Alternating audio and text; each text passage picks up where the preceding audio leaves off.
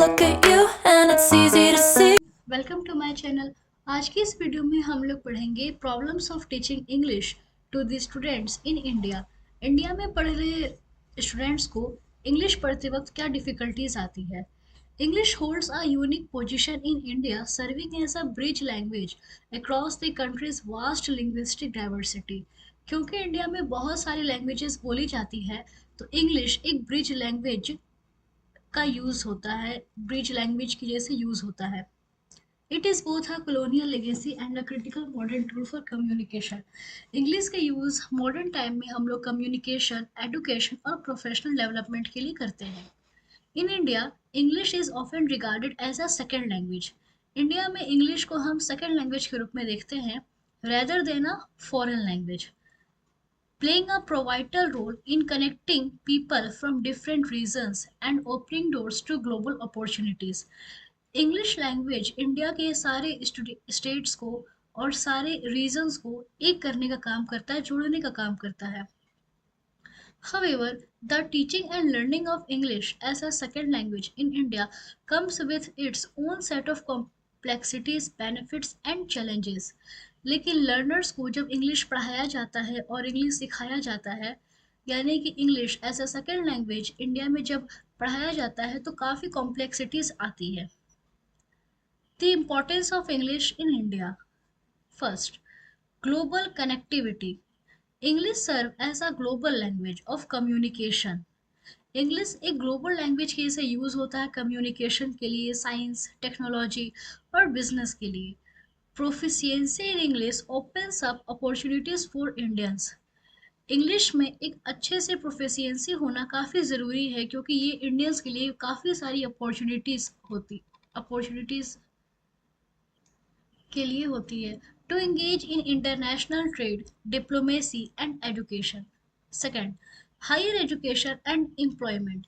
In India, proficiency in English is often associated with access to quality higher education and employment opportunities. India में English higher education और employment के लिए भी काफ़ी necessary है। Many prestigious educational institutes use English as the medium of instruction, and proficiency in English is a key skill in sectors such as IT, law, medicine and engineering. ये सारे fields में English काफ़ी important role play करता है। Third, linguistic bridge. India is home to hundreds of languages and dialects.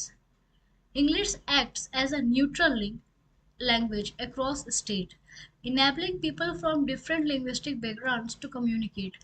In this way, English complements regional languages rather than replacing them.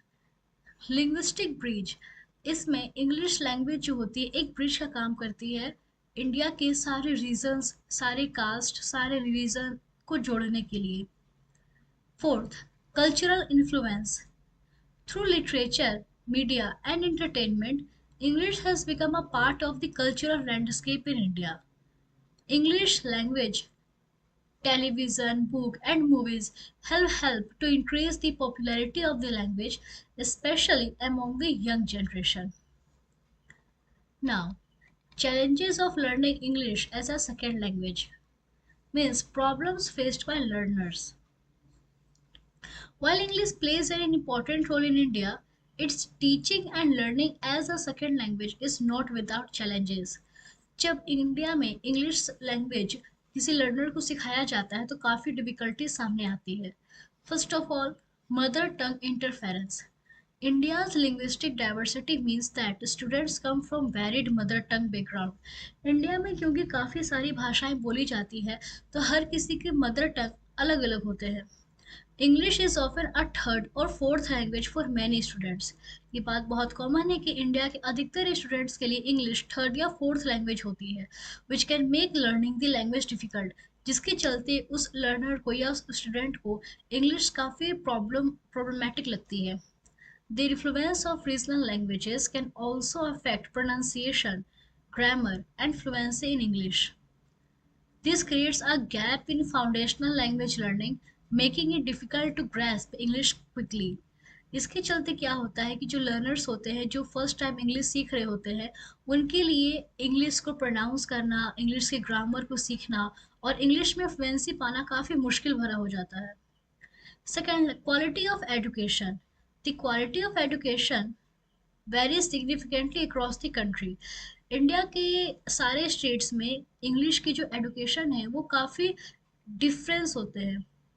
While urban private school may offer a high standard of English instruction, urban areas में जो school होते हैं उनमें काफ़ी अच्छे तरीके से English में इंस्ट्रक्शन दिए जाते हैं, जबकि जो रूरल स्कूल्स होते हैं लेक ट्रेन टीचर्स, वहाँ पर ट्रेन टीचर्स नहीं होते हैं और ना ही एडुकेट रिसोर्स होते हैं कि बच्चों को अच्छे से लैंग्वेज को सिखाया जा सके।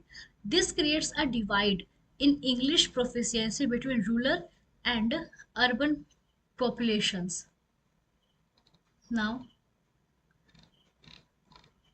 social and economic disparities.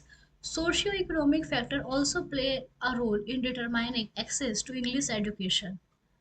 Students from wealthier family often have access to private school. जो बच्चे वेल्दी फैमिली से बिलोंग करते हैं उनके लिए प्राइवेट स्कूल में पढ़ाई करना, ट्यूटर्स हायर करना और लर्निंग मटेरियल्स आसानी से ये सब अवेलेबल हो जाते हैं, जबकि जो स्टूडेंट्स पुअर बैकग्राउंड से बिलोंग करते हैं उन्हें इन सब चीज़ों के लिए स्ट्रगल करना पड़ता है। Over emphasis on grammar and rote learning.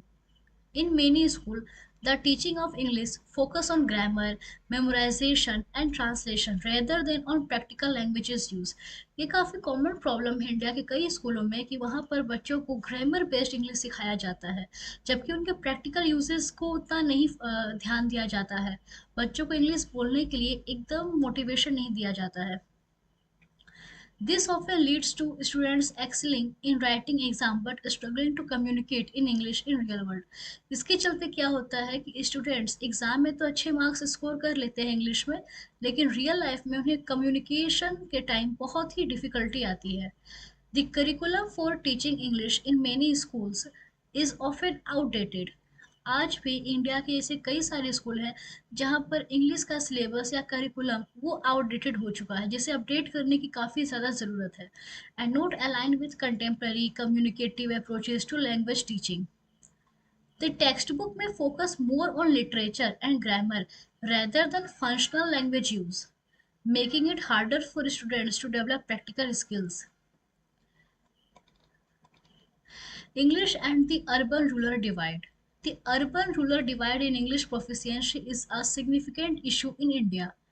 In urban area, the students often have more exposure to English. Urban area में स्टूडेंट्स जो होते हैं वो इंग्लिश में काफ़ी आसानी से कम्युनिकेट कर पाते हैं, उनके लिए इंग्लिश का इन्वायरमेंट काफ़ी अच्छे से बनाया हुआ रहता है, both at school and in their environment such as through media and technology. Conversely इसके जस्ट अपोजिट, जो स्टूडेंट्स रूरल एरिया में रहते हैं उन्हें इंग्लिश का जैसा इन्वायरमेंट नहीं मिल पाता है, यानी कि वो क्लासरूम के बाहर इंग्लिश एकदम यूज़ नहीं करते हैं। As a result, students from rural areas often find it harder to compete in higher education and job markets that require fluency in English. Crowded classroom in many schools, particularly government school, English classes can have large student-teacher ratios. This make it challenging to give personalized attention to students, cater to their varying levels of understanding, and encourage active participation in the classroom. Normally India के स्कूलों में क्या होता है कि एक class में काफ़ी सारे बच्चे होते हैं, जैसे कि 70-80 बच्चे या 100-150 बच्चे होते हैं यूनिवर्सिटीज़, कॉलेजेस या स्कूल्स में, और उतने सारे बच्चों पर सिर्फ एक या दो टीचर होते हैं। तो इसके चलते क्या होता है कि जो प्रोफेसर होते हैं या जो टीचर होते हैं वो बच्चों पर, हर एक बच्चे पर बराबर फोकस नहीं कर पाते।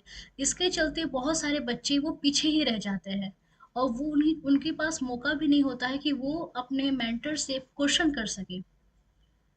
Next, technological divide. In some school, especially in rural area, there is a lack of access to digital resource और modern educational tools that could enhance the learning of English. Rural area में digital education अभी तक नहीं लागू की गई है, जिसके चलते बच्चों को इंग्लिश सीखने में और काफ़ी ज़्यादा परेशानी होती है। This technological divide means that students do not have access to language learning apps. इसके चलते क्या होता है कि स्टूडेंट्स को लैंग्वेज लर्निंग एप्स के बारे में पता नहीं होता है, वीडियोस या इंटरेक्टिव प्लेटफॉर्म्स के बारे में वो नहीं जान पाते हैं that could improve their engagement with the language, जो उनके हेल्प कर सकते थे इंग्लिश लैंग्वेज में इन्वॉल्वमेंट के लिए।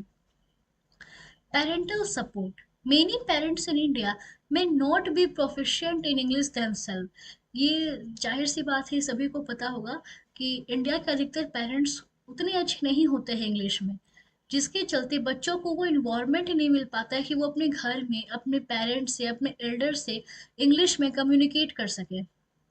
This can limit the reinforcement of English skills outside of the classroom. Other factors are psychological problem, जिसमें आता है कि बच्चों को इंग्लिश पढ़ने में काफ़ी डर रहता है कि वो इंग्लिश नहीं पढ़ पा रहे, या लोग उनका मजाक उड़ाएंगे अगर वो गलत इंग्लिश पढ़ लिए तो। इस तरह से उनके मन में एक साइकोलॉजिकल प्रॉब्लम क्रिएट होता है। Lack of practice. बहुत सारे स्टूडेंट्स इंग्लिश में प्रैक्टिस भी नहीं करते हैं कम्युनिकेशन की या फिर लिखने की या पढ़ने की। Lack of motivation. उन्हें मोटिवेशन सही से नहीं मिल पाता है, वो काफ़ी ज़्यादा डीमोटिवेट हो जाते हैं जब वो देखते हैं कि बाकी बच्चे अच्छे से कम्युनिकेट कर पा रहे हैं और वो नहीं कर पा रहे हैं। Next, lake of interest. बहुत सारे बच्चों को इंग्लिश में इंटरेस्ट भी नहीं होता है, क्योंकि उनका जो फर्स्ट और सेकंड लैंग्वेज होता है वो उनका अपना रीजनल लैंग्वेज होता है, और इंग्लिश को वो थर्ड और फोर्थ लैंग्वेज के रूप में देखते हैं। इसलिए उन्हें इंग्लिश सीखने में उतना इंटरेस्ट भी नहीं रहता है। कभी कभी क्या होता है कि जो प्रोफेसर हमें पढ़ा रहा होता है, कभी कभी हमारे मन में उन उसके लिए एक अलग सा इशू क्रिएट होता है कि वो टीचर सही नहीं है या वो प्रोफेसर सही नहीं है, जिसके चलते हमें वो सब्जेक्ट पढ़ने में भी इंटरेस्ट नहीं आता है। बच्चों के मन में पहले से ही एक धारणा बन जाती है कि ये प्रोफेसर या फिर ये टीचर सही से नहीं पढ़ा पा रहे, या फिर अपने लिए उन्हें वो टीचर सुटेबल नहीं लगते हैं। नेक्स्ट इज मार प्रैक्टिसेस इन एग्जाम।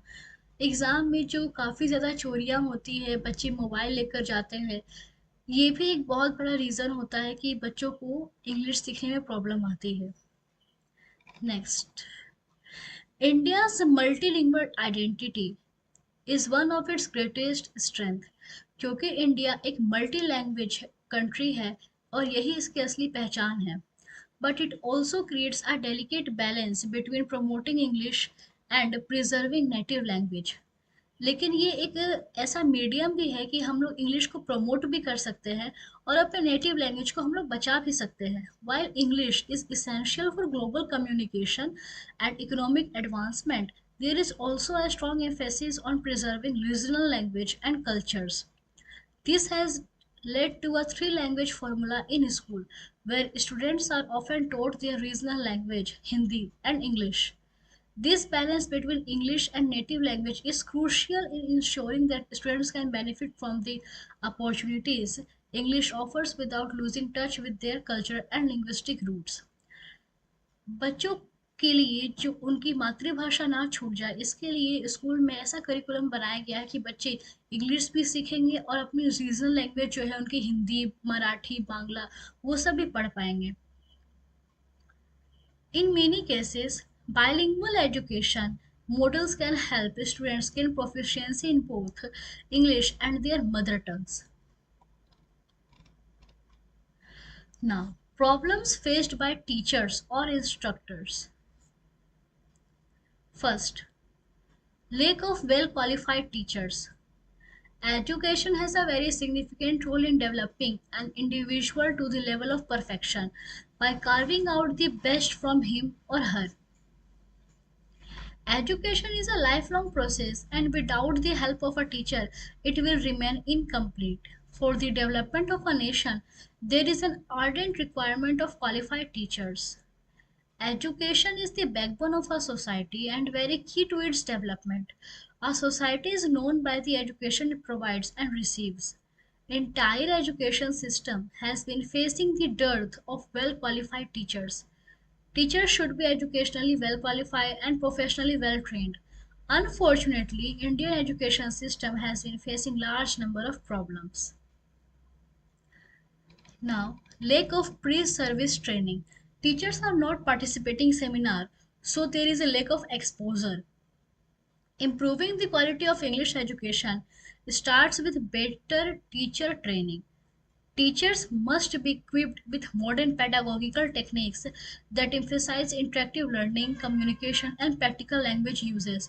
जो टीचर्स इंडिया में होते हैं उन्हें खुद भी पहले अच्छे से सेमिनार अटेंड करना चाहिए या इस चीज़ की ट्रेनिंग लेनी चाहिए कि वो बच्चों को कैसे लर्निंग सिखा सकेंगे, इंग्लिश की कम्युनिकेशन, प्रैक्टिकल लैंग्वेज यूज़ वो बच्चों को बता सकें.